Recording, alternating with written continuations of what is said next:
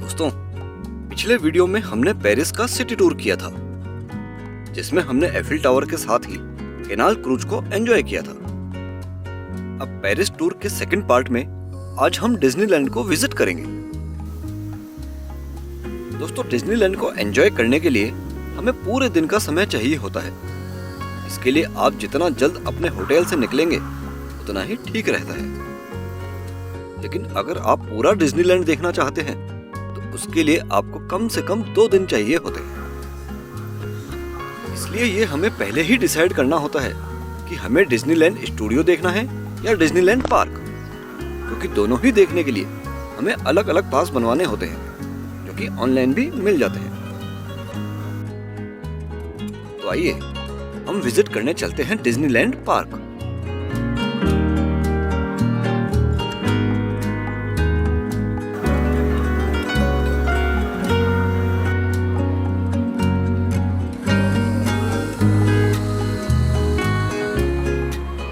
वैसे आप जब कभी भी डिज्नीलैंड जाएं तो मेरी आपको ये सलाह है कि आप स्पोर्ट्स शूज पहनकर ही जाएं, क्योंकि ये तय है कि पार्क को विजिट करने में सुबह से शाम तक करीब 5 से 7 किलोमीटर आपको पैदल ही चलना पड़ेगा। और वैसे भी आप इतना चलेंगे तो ही पार्क को प्रॉपर विजिट कर पाएंगे, क्योंकि यहाँ बैक टू बैक आपको फन की एक्टिविटीज मिलती रहती है।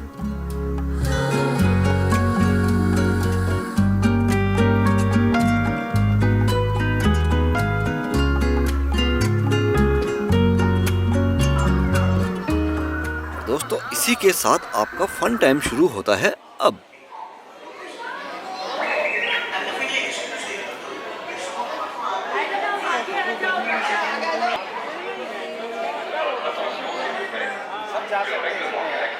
जो है fraîchement élu demain. Ou si vous êtes friand d'aventure, ne venez pas la visiter.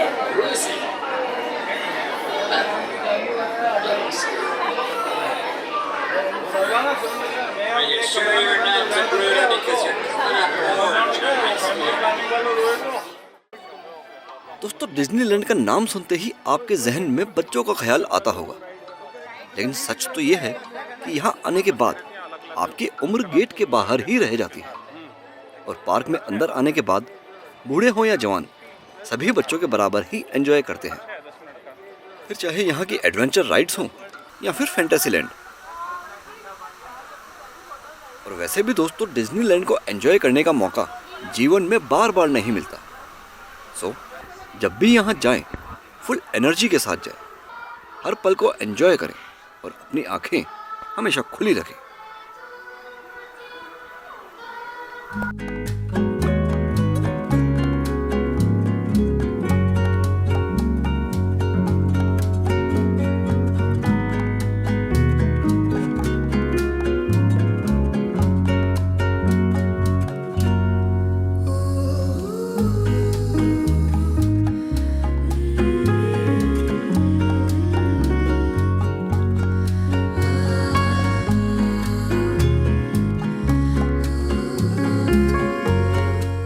यहाँ आप एक पल में बहुत कुछ मिस कर सकते हैं। इसलिए इस वीडियो को भी इस तरह से एडिट किया गया है कि डिज्नीलैंड की हर राइड को हम पूरी डिटेल के साथ उसी फ्लो में देख सकें, जैसा कि वहां जाने वाले अपनी आंखों से उसे देखते हैं।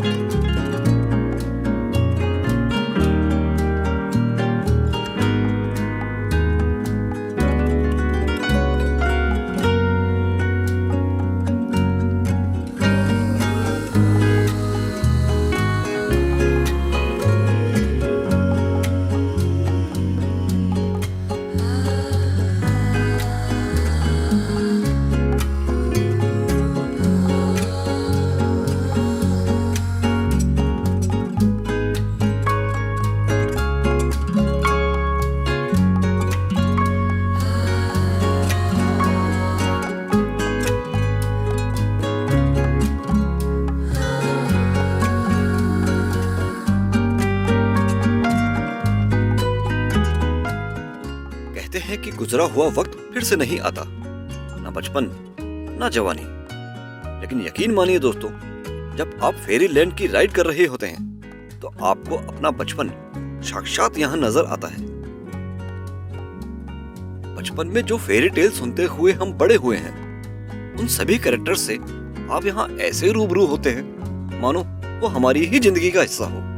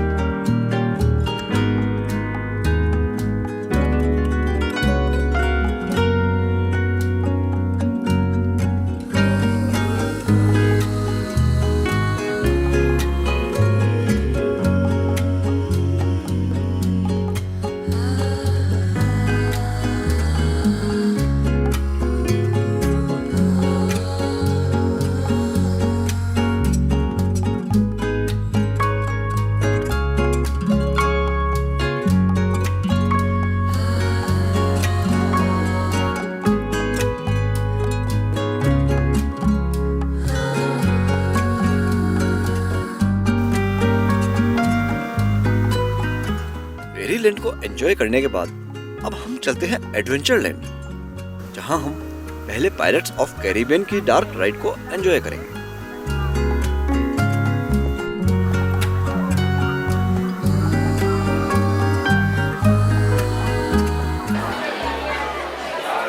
दोस्तों, ये राइड भी आप एक बोट पर करते हैं।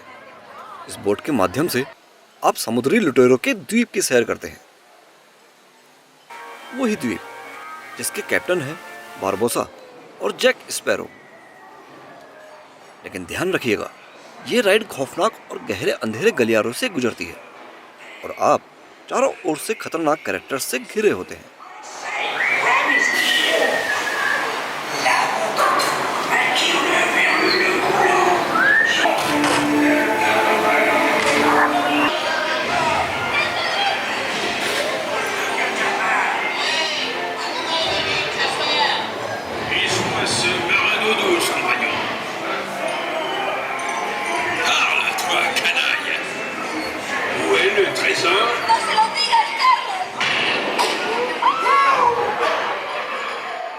दोस्तों, ये वो विजुअल्स हैं जो किसी उपलब्धि से कम नहीं है। चाहे आपका दिल और दिमाग हो या फिर आपका memory card, pirates of Caribbean की इस राइड के लिए दोनों में ही जगह जरूर रखिएगा।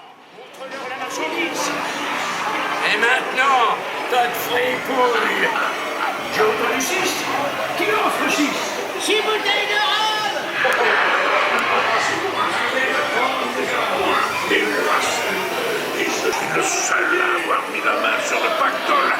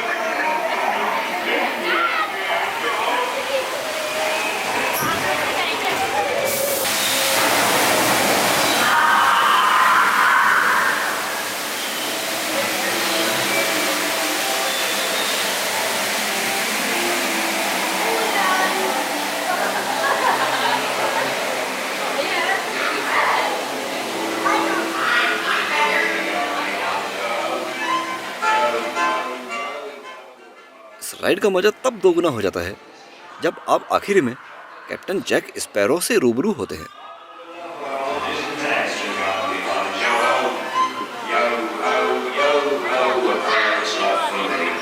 Recommande la piraterie et ses nombreuses et précieuses récompenses. A-t-on jamais vu carrière plus rentable? Acceptable dans ce magnifique pression. En récompense de vie de... दोस्तों, इस राइड के बाद आप इंडियाना जोन्स की राइड कर सकते हैं, लेकिन फोटोग्राफी बैन की वजह से उसके विजुअल्स मैं आपको नहीं दिखा पाऊंगा। तो अब हमारी आखिरी और सबसे खतरनाक राइड है big thunder mountain rail road की। दोस्तों, इस राइड के माध्यम से आप एक आइलैंड पर पानी के अंदर से जाते हैं और वहां के माउंटेन के टॉप तक जाकर आते हैं। लेकिन ये दिल और सांसें दोनों को ही थाम देने वाली राइड है, सो बी प्रिपेयर्ड।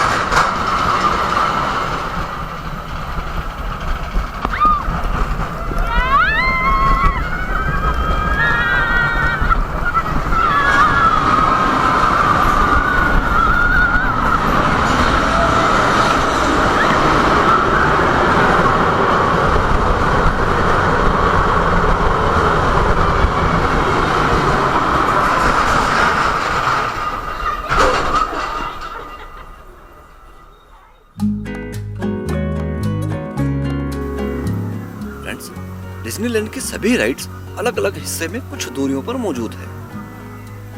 इस दरमियान आपको यहाँ पर कई रेस्तरां मिलेंगे, जैसे पायरेट्स ऑफ कैरिबियन, हुकुना मटाटा और भी कई, जिनमें आप सभी तरह के फूड एंजॉय कर सकते हैं।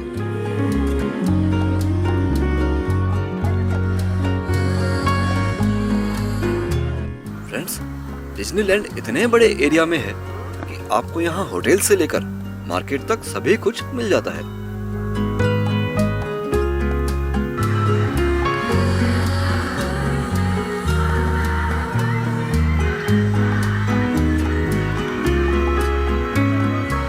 दोस्तों, समय समय पर यहाँ एक कार्निवाल होता है और करीब रोजाना ही एक परेड का आयोजन होता है, जिसमें डिज्नी की जादुई कहानियों को सेलिब्रेट किया जाता है। इसे भी आप मिस ना करें तो बेहतर होगा।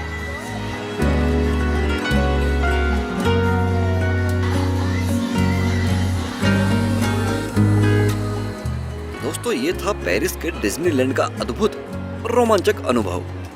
फिर मिलेंगे किसी और एक्साइटिंग वीडियो के साथ। नमस्कार।